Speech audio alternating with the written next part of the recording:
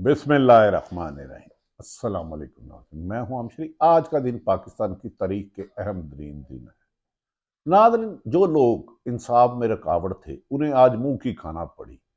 हुकूमत के लिए पे दर पे नाकामियां ही नाकामियां। हुकूमत ने पहले तो मैंडेट चोरी से आईनी माहरीन के मुताबिक हुकूमत बनाई। 8 फरवरी को डाका मारा गया आवाम की राय पर। फिर नाज़रीन, यहाँ तक कि इस्लामाबाद के 6 जज साहबान ने लिखा, हमारी फिल्में बनाई जाती हैं, धमकियां दी जाती हैं, हरासा की जा रही है, जिस पर हुकूमत ने मिट्टी पाओ की पॉलिसी डाली और चीफ जस्टिस ऑफ पाकिस्तान को, जो हाई कोर्ट के 6 जज ने खत लिखा था, आज उस पर बिला आखिर वकला की तवील जदोजहद और तरीके इंसाफ और अवाम की जदोजहद रंग ले आई। चीफ जस्टिस को बिला आखिर 7 रुकनी फुल बेंच बनाना पड़ा, जो अज खुद केस की समाअत बुध के दिन करेगा।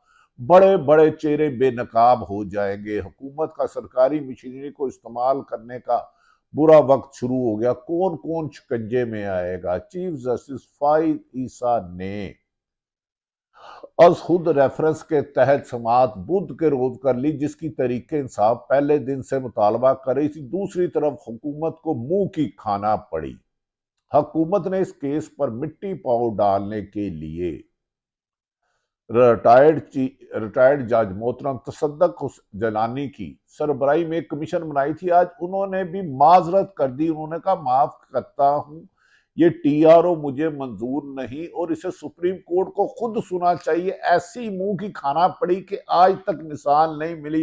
पाकिस्तान के वकला जीत गए, कानून जीत गई, पीटीआई को कामयाबी मिल गई, जिसे एक रिटायर्ड जज के सुपुर्द किया गया था। बिला आखिर वकला की दबाव, मुतालबे, अवामी प्रेशर और चीफ जस्टिस ऑफ पाकिस्तान और ऑनरेबल हाई सुप्रीम कोर्ट के जज साहबान के कहने पर चीफ जस्टिस को बनाना पड़ा था। हम इसे सीनियरिटी के हिसाब से नहीं बनाया गया, लेकिन 7 रुकनी बेंच समाप्त करेगा। दूसरी तरफ हुकूमत के लिए शर्मिंदगी, जिसे उन्होंने बनाया था कमीशन एक रुकनी, उसने भी माजरत कर ली। और तो और हुकूमत की इंतकामी कार्रवाइयों मुंह के बल गिरने लगी। हुकूमत शर्मिंदगी के मारे किसी को मुंह नहीं दिखाने लगी।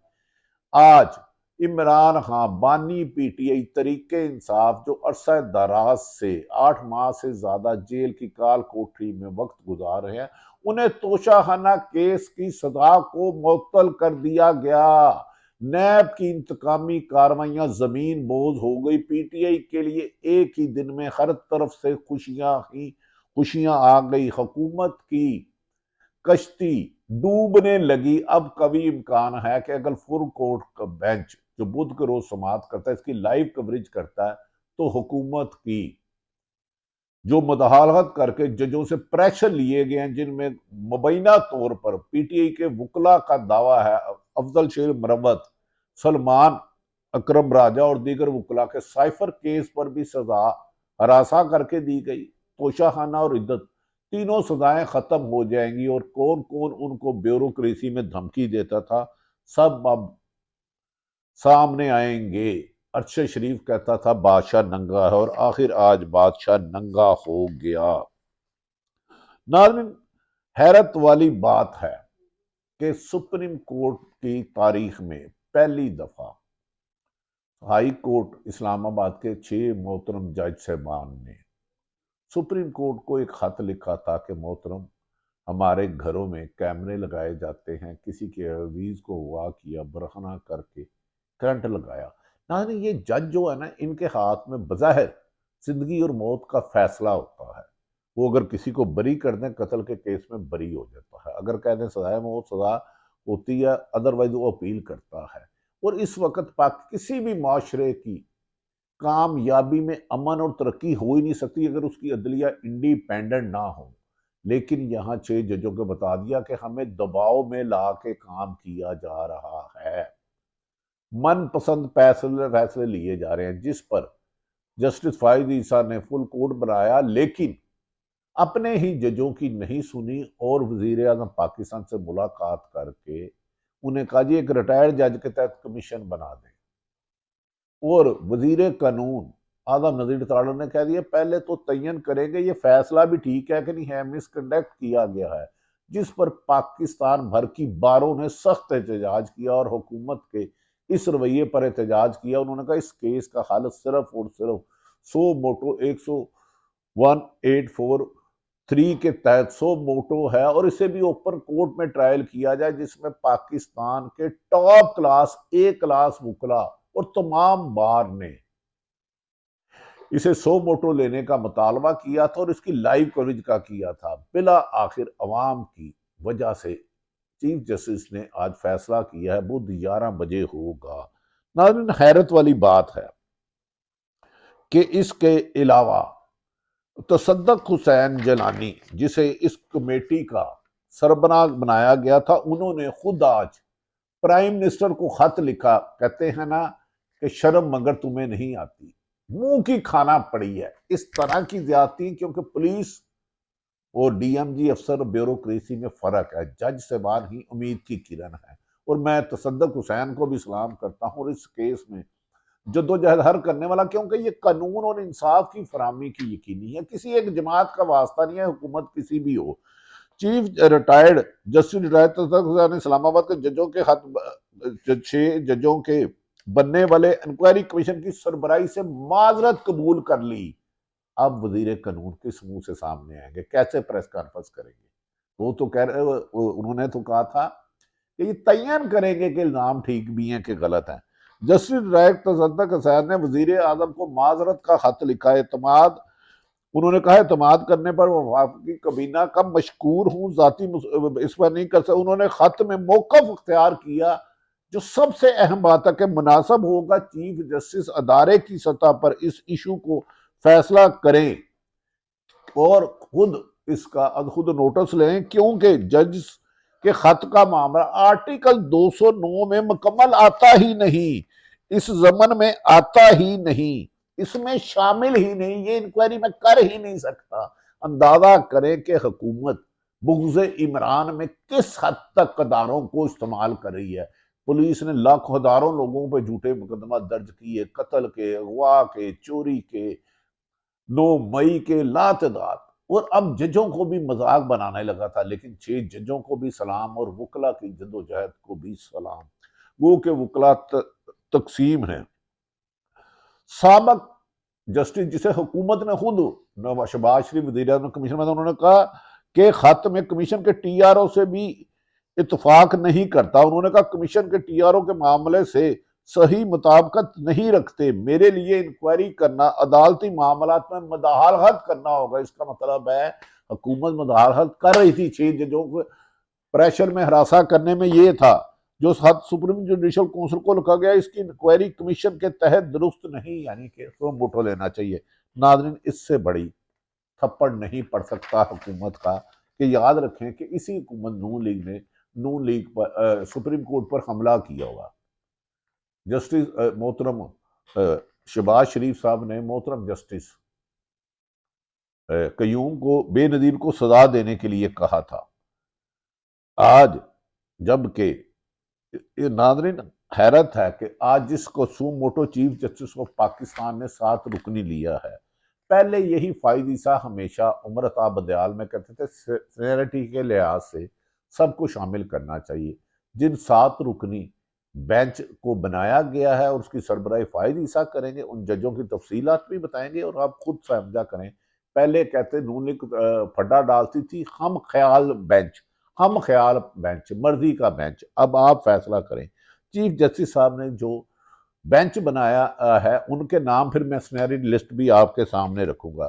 चीफ जस्टिस खुद 11:30 बजे बुध के रोज इस केस की सरबराही करेंगे। दूसरे नंबर पर सीनियरिटी में मंसूर अली शाह साहब आते हैं, फिर यहिया खान अफरीदी शामिल किए गए हैं, फिर जमील मंदोहेल इस्तेमाल किए गए हैं, फिर अतल मनीला इस्तेमाल किए का नाम शामिल है, मुसरत हलाली साहब है और नईम अख्तर अफगान शामिल है। अब ये इसकी तहकीकात करेगा। और नाज़रीन, हैरत वाली बात है कि अब सीनियरिटी में बता दूं, चीफ जस्टिस हमेशा कहते थे सीनियरिटी से जिनो किया जाए। जिन जजों को शामिल किया गया है इसमें एक मोहतरम शामिल किया गया नाम अख्तर अफगान को। सीनियरिटी लिस्ट में ये 15वें नंबर पे हैं, यानी कि आखिरी नंबर पे। जस्टिस मुनीब अख्तर जो सीनियरिटी लिस्ट में तीसरे नंबर में थे, उनका नाम इस बेंच में जो फुल मोटो लेगा इसमें शामिल नहीं है। और 15वें नंबर के मोहतरम जस्टिस नईम अख्तर अफगान का इस बेंच में शामिल किया। और चीफ जस्टिस हमेशा फाइज ईसा कहते थे सीनियर जज साहबान को शामिल करना चाहिए। और नाज़रीन, उसके अलावा काबिल हैरत वाली बात है, एक तो उनका शामिल किया गया है, फिर इस जज में मोहतरमा मसरत हलाली साहब का भी नाम शामिल किया गया है। नाज़रीन, मोहतरमा मसरत हलाली साहब इस केस में सीनियरिटी लिस्ट में 12वें नंबर पर आती हैं। 12वें नंबर पर आती हैं, यानी कि 12वें नंबर पर आती हैं। जिन जजों को इस केस में सीनियरिटी में पहले नंबरों पे थे, शामिल नहीं किया गया सीनियर, उनमें हर मोहतरम जस्टिस मुनीब अख्तर साहब ये तीसरे सीनियरिटी लिस्ट में शामिल थे। इन्होंने 13 दिसंबर 2028 को चीफ जस्टिस बनना था। बहरहाल अब तो कुछ मुख्तलिफ बातें आ रही हैं। और उसके अलावा जिनको नहीं शामिल किया गया, 5वें नंबर पर अमीनुद्दीन साहब को भी इस बेंच में शामिल नहीं किया गया। और उसके बाद मोहतरम जस्टिस मोहम्मद अली मज़ाहर को भी बेंच में शामिल नहीं किया गया। और तो और आयशा मलक जो 8वें नंबर में भी थी, नहीं शामिल किया गया। लेकिन यकीनन ये एक चीफ जस्टिस फाइज ईसा का बहुत बड़ा काम है कि इसका सो मोटो लेना, क्योंकि फुल कोर्ट जब उन्होंने बेंच बुलाया था तो उसमें भी ज़्यादा सुप्रीम कोर्ट के जज साहबान का ख्याल था एक रिटायर्ड जज इसका फैसला नहीं कर सकता। ये पूरे मुल्क में जजों को हरासा करना मामूल बन चुका है। मनपसंद फैसले लिए जाते हैं। शौकत सिद्दीकी का केस अया है, जिसको बहुत देर इंसाफ मिला, लेकिन उनके धमकियां देने वालों को नहीं मिला। अब बुध के बाद मेरा ख्याल है मुस्लिम लीग नून का बोरिया बिस्तर गोल करना होगा। अगर किसी दिन मैंडेट चोरी का केस लग गया, और याद रखें कि फायद ईसा ने ही बल्ला छीनने का निशान वापस लिया था, और उसी में इस बेंच के कुछ लोग भी शामिल थे। अगर वो बल्ला ना छीनते तो पाकिस्तान में शफाफ इलेक्शन होता, मैंडेट चोरी ना होता। लेकिन बहरहाल नाज़रीन, दूसरी तरफ हुकूमत को एक मुंह कर खानी पड़ी, जो खुद तोशाखाना से बम प्रूफ गाड़ियां ले गई, जिसकी कानून इजाजत नहीं देता। आज इस्लामाबाद हाई कोर्ट ने इमरान खान और उनकी अहलिया बुशरा बीबी की नैब कोर्ट से सजा तोशाखाना केस में मुअत्तल करते हुए इन्हें फौरी तौर पे जमानत पे रिहा करने का हुक्म दे दिया। इमरान आ रहा है, लेकिन अब बीच में शायद साइफर है जिसकी 1-2 दिन में सजा यकीनन ख़त्म हो जाएगी, जिसमें तहीरी हरबे इस्तेमाल है। यानी कि तोशाखाना केस में इमरान खां बादी नज़र में जमानत लेने से वो और उनकी अलिया बुशरा बीबी 99% बेगुनाह शामिल होगी, और ईद के बाद ये केस भी ख्वाहिश हो जाएगा। बुशरा बीबी और इमरान खां को फौरी तौर पर सजा सस्पेंड कर दी गई है तोशाखाना में। इस्लामाबाद हाई कोर्ट के 2 रुकनी बेंच ने बानी पीटीए इमरान खां अलिया की तोशाखाना की सजा मतली की दरख्वास्त पर समात की, जिस पे इमरान खां की तरफ से अली जफर ने दलाइल दिए। बैरिस्टर अली जफर ने दौरान समात अदालत ने पूछा, क्या आज अपील समात के लिए मुकर्रर है? अपील शुरू नहीं करेंगे। अगर आप चाहते हैं तो सजा मतली पर दलाइल दे दे। वो चाहते थे ये केस ही खत्म हो, लेकिन जस्टिस साहब तो चीफ जस्टिस होते हैं, उनके बारे में पहले ही पीटीआई उनके रिजाइन का मुतालबा कर चुकी है। इस पर अली जफर ने कहा, हम सजा मतली की बजाय मरकजी अपील पर दलाइल देंगे। चीफ जस्टिस ने तोशाखाना केस आज सुनकर कल समात के लिए नहीं रख सकते। साइफर केस में एफआईए के दलाइल शुरू होने हैं, हमें नहीं मालूम वो कितना वक्त लेते हैं, तो हम तोशाखाना केस को ईद के बाद रख लेते हैं। केस की समात के दौरान नैब प्रोसिक्यूटर ने फैसले का जायजा लिया और ये सजा मतली का केस है। इस पर अदालत ने कहा नैब का बड़ा काम है, जिस पर इमरान खान की सजा खत्म कर दी गई।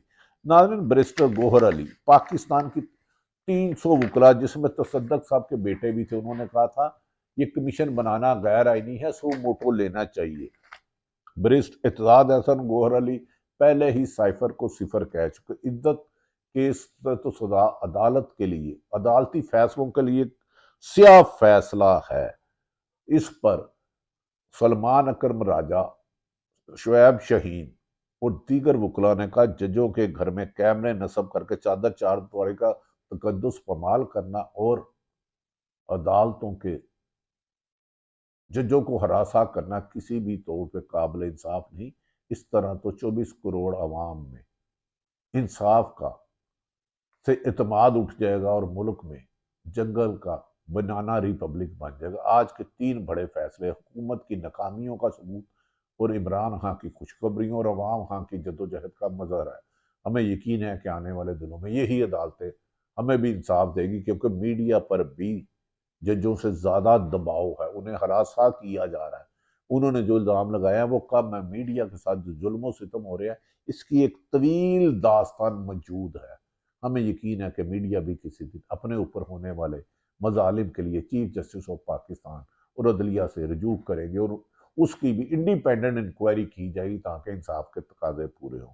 अल्लाह ताला पाकिस्तान का हामी और नासिर हो। पाकिस्तान जिंदाबाद।